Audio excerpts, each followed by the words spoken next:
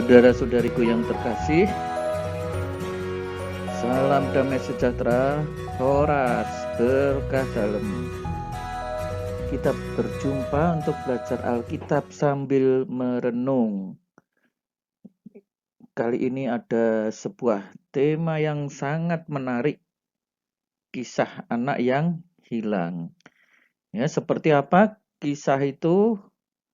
Ya, ini gambar anak ini ya, yang masih jauh disambut oleh ayahnya. Jangan kemana-mana, ikuti renungan berikut ini dari Injil Lukas 15 ayat 1-3 dilanjutkan 11-32.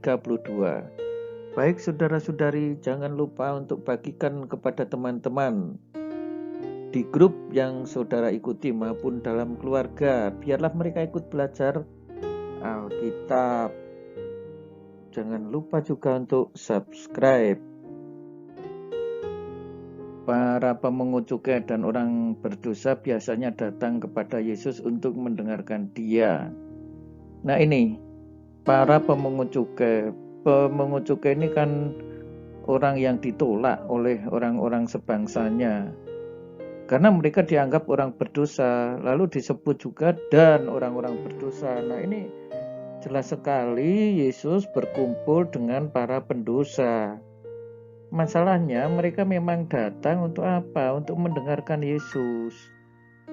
Ya, jadi ini orang berdosa yang ya kiranya banyak dari antara mereka yang kemudian bertobat. Masalahnya orang-orang Farisi dan ahli Taurat lalu bersungut-sungut. Ia menerima orang-orang berdosa dan makan bersama dengan mereka. Makan bersama ini menjadi tanda persahabatan yang sangat kental. Maka lalu kalau bersahabat kok dengan orang berdosa ini dianggap aneh. Orang suci pada masa itu dianggap tidak akan bersahabat dengan orang berdosa.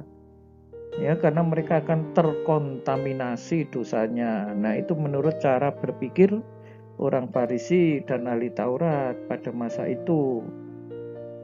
Lalu Yesus mengatakan perumpamaan ini kepada mereka.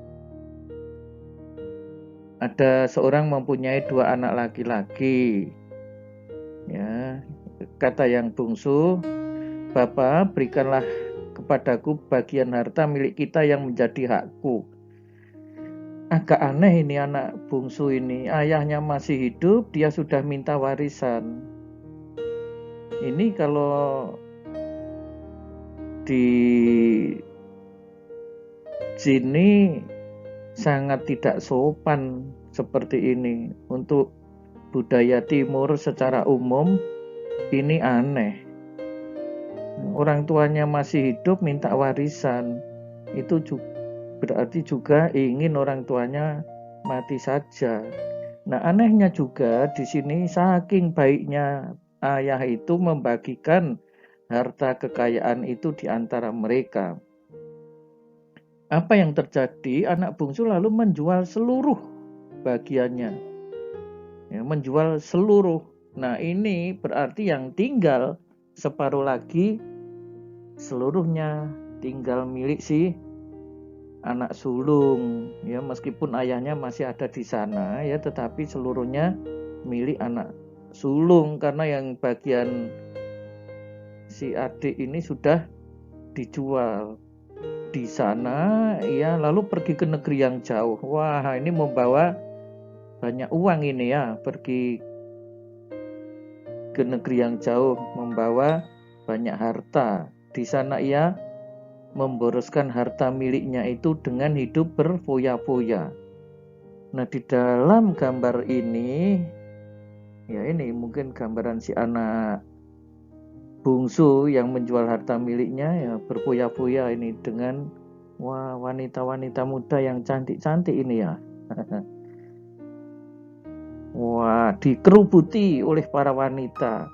Kenapa dikerubuti ya? Ini duitnya banyak. Nanti kalau duitnya sudah habis, apa wanita-wanita muda ini mau mengerubuti? Ya, tanda tanya besar. Ini bukan mengerubuti si anak muda ini, tapi mengerubuti uang ya kan? Mereka mengharapkan uang, bukan mengharapkan fisiknya ini. Apa artinya orang muda tak punya uang? Banyak pernah dan saya mendengar sendiri, mending dapat orang tua tapi duitnya banyak. Ya enggak, coba ini para gadis itu gimana? Setelah dihabiskannya semuanya, timbullah bencana kelaparan di dalam negeri itu dan ia pun mulai melarat. Ya, itu tadi rumus cepat untuk menjadi melarat, ya kan? Foya-foya. Lo boleh percaya, boleh tidak ya. Saudara-saudari yang hartanya sebanyak apapun, silahkan untuk berfoya-foya. Rumus itu cepat membuat saudara melarat. Nah, kebetulan juga di situ timbul bencana kelaparan. Akhirnya apa? Ya dihabiskannya semuanya kok sudah habis kok.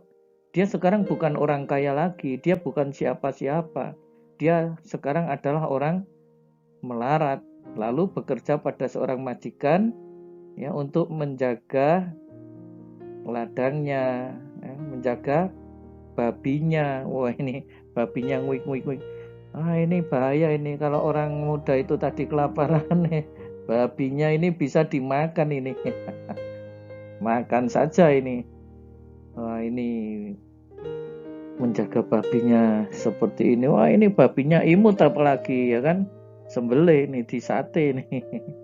Ya, saya pernah tugas di suatu tempat ini. Babi seperti ini, babi panggang yang nikmat katanya. Untunglah saya tidak doyan makan daging ini. Nah, lalu ia ingin mengisi perutnya dengan ampas. Saudara-saudari yang terkasih, bisa kita bayangkan seorang muda, anak orang kaya, ya sebelumnya selalu berpesta-pesta. Wah, mungkin kalau zaman sekarang ya makan-makan di restoran kelas tinggi yang wah luar biasa. Ini mengisi perutnya karena kelaparan tadi dengan ampas. Wah, mengerikan. Ampas saja yang menjadi makanan babi. Babi adalah binatang najis ya bagi orang Yahudi. Maka ini sangat nista sekali. Sangat tidak bermartabat. Ya, makan makanan ampas babi. Makan ampas. Oh, ampas yang menjadi makanan babi. Itu saja ternyata tidak ada orang yang memberi. Mau makan sisa-sisa makanan pun tidak ada.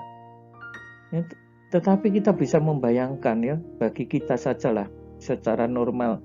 Kalaupun ada sisa makanan, apa kita akan mau memakan? Meskipun kelaparan. Nah, jadi nasib si anak ini sangat mengerikan. Sangat mengerikan. Ya, untunglah dia menyadari keadaannya, betapa banyaknya orang upahan bapakku yang berlimpah-limpah makanannya. Dalam situasi terpuruk seperti ini, ia teringat mengenai orang-orang yang menjadi upahan di tempat ayahnya. Orang upahan saja berlimpah-limpah makanannya. Ya, bayangin ini, orang upahan. Ya, tetapi di sini aku mati kelaparan. Tidak hanya kelaparan ya, tetapi mati kelaparan. Jadi dia menunjukkan nasibnya yang sungguh sangat menyedihkan dari seorang yang selalu pesta-pesta makan makanan enak ya. Sekarang sisa makanan pun tidak ada orang yang memberi. Nah, lalu aku akan bangkit dan pergi. Ini baru akan ya, jadi ada niat yang kembali kepada ayahnya. Ada niat untuk berkata, "Bapa, aku telah berdosa." Ada kesadaran pada diri si anak itu, ya, bahwa dia telah berdosa ya, terhadap surga, juga terhadap Bapa. Ya, jadi dia memandang hidup eskatologis, memandang hidup akhirat. Ya, sebenarnya dia pun sudah tidak pantas untuk menikmati hal tersebut. karena dosanya yang begitu besar itu. Makanya disebut dosa terhadap surga, dosa terhadap juga bapaknya. Bahkan dia merasa tidak lagi layak disebut anak bapa. Ini baru rencana, angan-angan ya, karena di sini disebut akan. Maka apa yang kemudian ia harapkan, cukuplah kalau dia menjadi salah seorang upahan. Dia tidak ingin kembali sebagai anak lagi, sudah tak pantas. Ya, jadi hanya cukuplah kalau dia sebagai seorang upahan. Nah, niat ini tadi akan bangkit dan pergi sekarang dilaksanakan. Maka ia bangkit dan ia pergi kepada bapaknya. Ketika masih jauh, ayahnya melihat dia, tergerak hatinya oleh belas kasihan. Ayahnya berlari dan mendapatkan dia, lalu merangkul dan mencium dia. Saudara-saudari yang terkasih, lihat ya betapa Bapa ini adalah Bapa yang penuh kasih, ya, Bapa yang sungguh murah hati. Coba itu kalau terjadi bahwa dia itu adalah anak kita, dia pulang, mampus lo, jadi orang kere sekarang ya, jadi orang melarat sekarang karena tingkahmu yang seperti itu. Tetapi Bapak ini tidak memperlakukan si anak seperti itu, ya. Tidak ada bekas anak prinsipnya. Anak tetaplah anak, meskipun seperti apapun kondisi anak tersebut. Maka ayah itu berlari merangkul dia, mendapatkan dia, mencium dia. Ini kan ya tanda cinta yang luar biasa kan. Orang yang sudah tak berguna, anak yang sudah tak berguna masih dicintai seperti itu. Ya, kita bisa melihat ya bagaimana dalam kehidupan kita. Kata anak itu, "Bapa, aku telah berdosa terhadap surga dan terhadap Bapa." Ya, semua yang tadinya itu menjadi niat sekarang dilaksanakan untuk bertobat. Aku tidak layak lagi disebut anak Bapa. Nah, saudara-saudari, seringkali kita pun juga mempunyai niat untuk bertobat. Ya, tetapi niat hanya sampai pada niat saja, ya, tidak sampai pada pelaksanaannya. Nah, ini yang di dalam Injil ini, niat itu dilaksanakan. Nah, saudara-saudari, kita kan sering ya mempunyai niat-niat yang baik. Nah, niat itu sebenarnya baik, masalahnya menjadi kurang baik ketika tidak terlaksana atau tidak dilaksanakan. Nah, kita bisa belajar dari anak bungsu ini. Ayahnya berkata, "Lekaslah bawa kemari jubah yang terbaik. Pakaikanlah itu kepadanya, kenakan cincin pada jarinya dan sepatu pada kakinya." Ini semua yang dipreteli selama ini, yang dulu pernah dia pakai, yang sekarang tidak dimilikinya lagi, dikembalikan. Jubah yang terbaik dan dipakaikan. Wah, ya, jadi seorang penggembala babi yang makan saja tidak bisa, tidak dapat, makan ampas pun gak ada yang memberi. Sekarang dia mendapat pakaian baru, jubah yang terbaik. Lalu kenakanlah cincin pada jarinya. Ini sebagai lambang pengembalian martabat kehidupannya. Sepatu pada kakinya. Saudara-saudari yang terkasih, ya, sekali lagi kita belajar dan merefleksikan ini. Dalam kehidupan kita hal seperti itu kiranya jarang terjadi, tetapi kita bisa belajar kalau kita mau bertobat, kita akan diterima oleh Bapa yang baik hati. Kita akan diterima oleh Tuhan Allah yang begitu kasih kepada kita. Ya, mau nggak kita bertobat? Kalau mau, dipastikan kita akan dikembalikan martabat kita, dikenakan cincin pada diri kita, dikenakan jubah pakaian baru pada diri kita dan sepatu pada kaki kita. Lalu lebih dari itu apa yang terjadi setelah pakai pakaian baru, cincin dipakai, artinya martabat dikembalikan. Orang diajak pesta, luar biasa sekali ini. ayah ini. Ambillah anak lembu tambun itu. Ya. Alasan bersuka cita itu apa? Ya karena anakku ini telah mati dan ternyata sekarang menjadi hidup kembali. Ya, jadi anak ini tadinya sudah dianggap sudahlah itu anak sudah mati. Ya, bukan karena ayahnya itu tidak mau menerima. Ya. Atau ya udahlah kehilangan ya sudah, bukan itu. Tetapi anak itu diperkirakan tadinya tidak akan kembali. Kok sekarang anak itu mau kembali? Ada kesadaran dalam dirinya untuk kembali itu. Ya, maka anak yang hilang ini telah didapatkan kembali. Luar biasa. Ayah ini sangat menerima si anak. Maka mulailah mereka bersukaria. Inilah alasan bersukaria. Inilah alasan bersuka cita. Ya, saudara-saudari, ini kalau kita bertobat, Allah akan bersuka cita, Allah akan berpesta. Ya, karena apa? Kita itu sebenarnya dengan dosa yang kita lakukan kita telah mati.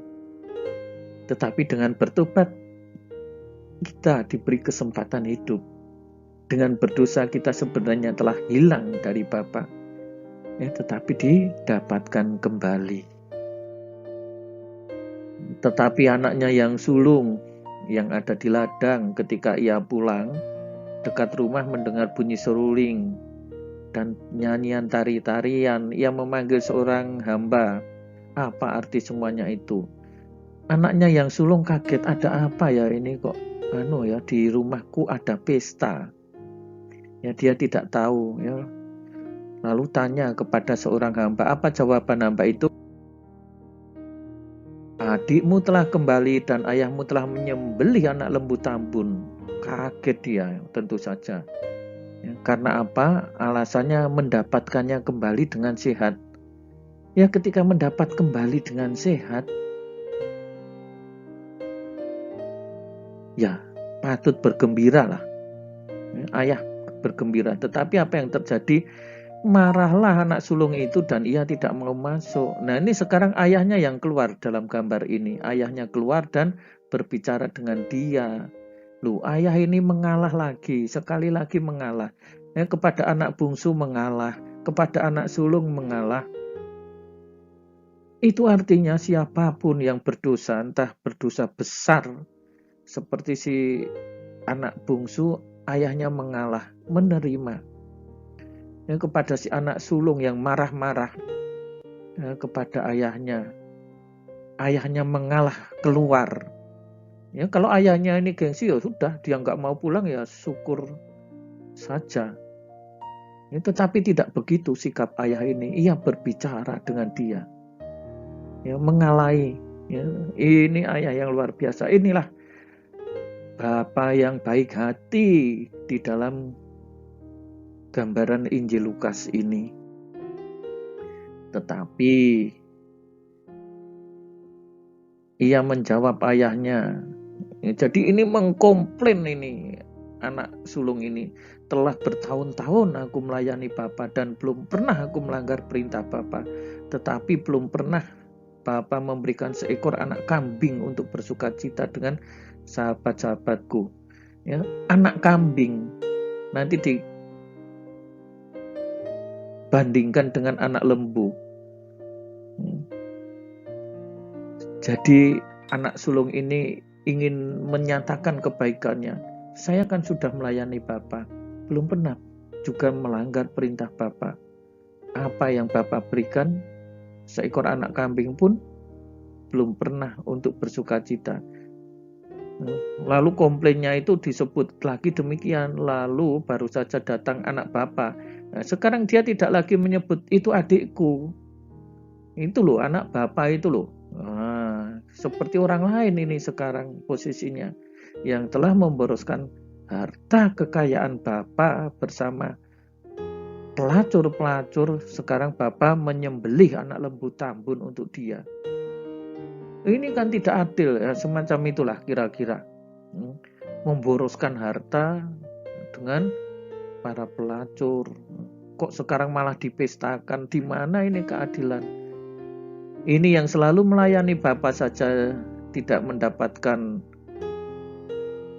hadiah, tapi kok ini mendapatkan hadiah seperti ini. Lalu bagaimana kira-kira penjelasan Bapa itu? Kata ayahnya, "Anakku, engkau selalu bersama-sama dengan aku." Ya kan? Jadi ayah ini menyadari, kamu itu selalu bersama-sama dengan aku. Segala kepunyaanku adalah kepunyaanmu. Ya kan? Kan hartanya kan sudah dibagi. Ini seluruh harta ini hanyalah milik anak sulung. Meskipun Bapak masih mempunyai hak juga di situ. Ya, tetapi ayah ini bijaksana. Itu semua punyamu. Itu semua milikmu. Ya, kalau kamu mau pesta, silahkan saja. Ya, tetapi kali ini, nah ini alasan bersukacita dan bergembira. Masa sih adikmu telah mati hidup kembali nggak bergembira? Masa sih adikmu telah hilang dan sekarang didapat kembali tidak bergembira? Ya, kalau soal harta itu semua milikmu. Nah, saudara-saudari yang terkasih, bagaimana dengan kita? Ya, begitu baik hatinya ya Bapa ini, Allah yang berbaik hati kepada kita. Kita adalah anak-anak Allah yang dikasihi.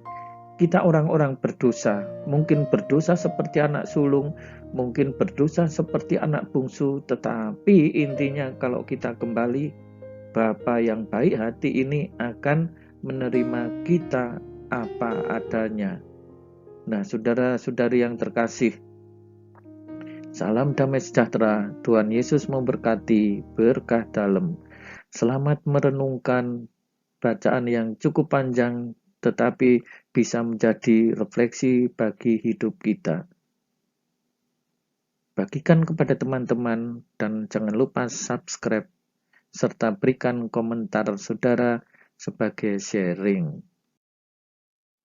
Saudara-saudari sekalian, pekerjaan saudara, keluarga saudara, dinaungi, dibimbing, dan diberkati oleh Allah yang Maha Kuasa, Bapa dan Putera dan Roh Kudus. Amin.